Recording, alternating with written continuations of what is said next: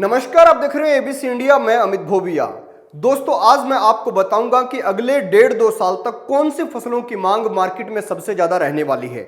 इसी के साथ साथ ये भी बताऊंगा कि अभी जैसे आपने सरसों की हार्वेस्टिंग की है, आपने गेहूं की हार्वेस्टिंग की है, जौ की हार्वेस्टिंग की है, तो ऐसे में कौन सी फसलों का स्टॉक आपको रखना चाहिए, यानी कौन सी फसलों को आपको घर पर स्टोर करके रख लेना चाहिए जिनके दाम बढ़ने वाले हैं।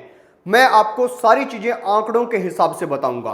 दोस्तों, एक बात आपको क्लियर कर दूं, चाहे मुकेश अंबानी है, चाहे अडानी है, चाहे रतन टाटा है या फिर राकेश झुंझुनूवाला है, सब लोग अपने पैसे को इन्वेस्ट करते हैं मार्केट का मूड देखकर। तो आप लोग भी मार्केट के मूड को समझिए और उसी के हिसाब से फसलों की बुआई कीजिए। मैं आपको पिछले 1 साल से समझा रहा हूं और वही चीज आज आपको महसूस होगी आंकड़ों के साथ जब मैं बताऊंगा। आपको बता दूं कि देश के अंदर रसोई के अंदर इस्तेमाल होने वाला जो तेल है, जो हम बाहर से मंगवाते हैं, वो 1,30,00,000 टन तेल हम बाहर से मंगवाते हैं और उसमें भी 63% पाम ऑयल होता है, यानी कि 80 लाख टन पाम ऑयल होता है। और उस पाम ऑयल में से 45% यानी कि 36 लाख टन हम इंडोनेशिया से मंगवाते हैं, बाकी का हम मलेशिया से मंगवाते हैं और थाईलैंड से मंगवाते हैं। अब आप सोच कर देखिए कि अभी अभी हाल ही में इंडोनेशिया की सरकार ने एक बड़ा फैसला लिया कि 28 अप्रैल के बाद हम तेल का निर्यात बंद करने जा रहे हैं। ऐसे में आपको पता चल जाना चाहिए कि आने वाले टाइम में कितनी ज्यादा डिमांड होने वाली है तेल की। तेल की मार्केट में एक बड़ा उछाल देखने को मिलेगा 100%। ये अब सिद्ध हो गया है क्योंकि 36 लाख टन एकदम से बंद हो जाएगा। दूसरी बात, यूक्रेन जहां पर भी लड़ाई चल रही है, यहां पर 76% सूरजमुखी का तेल यहीं से आता है और काला सागर के रास्ते आता है।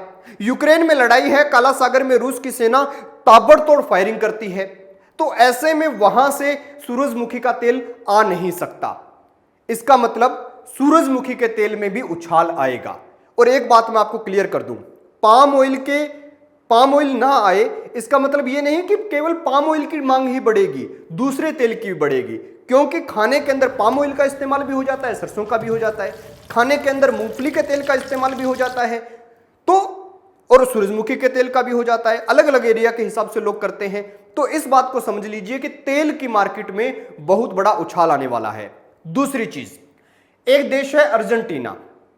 अर्जेंटीना ने सोयाबीन के निर्यात पर रोक तो नहीं लगाई, लेकिन उसने यह क्लियर कर दिया कि भाई हम नए निर्यात के जो रजिस्ट्रेशन होंगे उन्हें बंद कर रहे हैं, क्योंकि मैक्सिमम देश जो है अब महंगाई की मार में है और इतने इंटरनेशनल प्रतिबंध रूस के ऊपर लग गए या यूक्रेन के युद्ध को लेकर लग गए कि पूरी दुनिया के अंदर व्यापार जो है वो बिगड़ा पड़ा है। ऐसे में हर देश अपने देश को बचाने के लिए काम कर रहा है। इंडोनेशिया भारत में इतना तेल भेजता था, खूब कमाई करता था, लेकिन उसको प्रॉब्लम क्या है कि वहां खुद के जो लोग हैं उनको तेल नहीं मिल रहा, क्योंकि महंगाई हो रही है। तो तेल के मार्केट को कंट्रोल करने के लिए इंडोनेशिया ने अब क्या किया कि उसने प्रतिबंध लगा दिया। अब एक बात और आपको मैं समझा देता हूं, जिस देश में 1,30,00,000 टन तेल की बाहर से आता हो, आयात होता हो जिस देश में, उस देश में कितना बड़ा तेल क्राइसिस आ जाएगा तब जब वहां पे 36 लाख टन वो नहीं आएगा, 76% सूरजमुखी का तेल बंद हो जाएगा, सोयाबीन बंद हो जाएगा। तो आपको मैं एक बात बता दूं कि जो यूएसडीए है, आपको मालूम होगा हमने 40 एकड़ में सरसों बोई थी और पिछले साल मैंने एक वीडियो में आपको बताया भी था जब मैं सरसों की वीडियो बना रहा था कि यूएसडीए यानी यूएस जो है अमेरिका है, उसका एक डिपार्टमेंट है USDA, United state department of agriculture.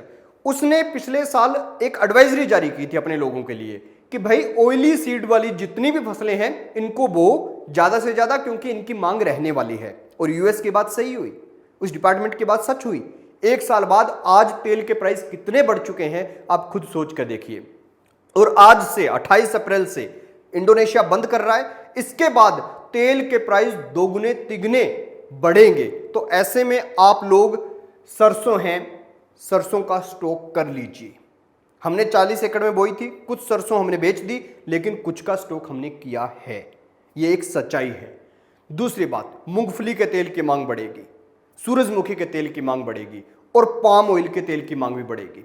Palm oil की खेती कैसे कर सकते हैं, सरकार उस पर कितना सब्सिडी दे रही है, सब चीजें जानने के लिए यहां पर एक वीडियो आपको दिखाई दे रही होगी। इस वीडियो को जरूर देखें और हमारी सरसों वाली वीडियो देखनी है तो ये वीडियो जरूर देखें और मार्केट को समझकर इन्वेस्ट करें। मैं आपको एक ही बात कहूंगा कि जितनी भी तेल वाली फसलें हैं, कोई भी है वो, आपके एरिया में जो तेल वाली फसल अच्छी होती है उसको बोइए ज्यादा से ज्यादा, उसी का स्टॉक कीजिए ज्यादा से ज्यादा और देखते रहिए एबीसी इंडिया।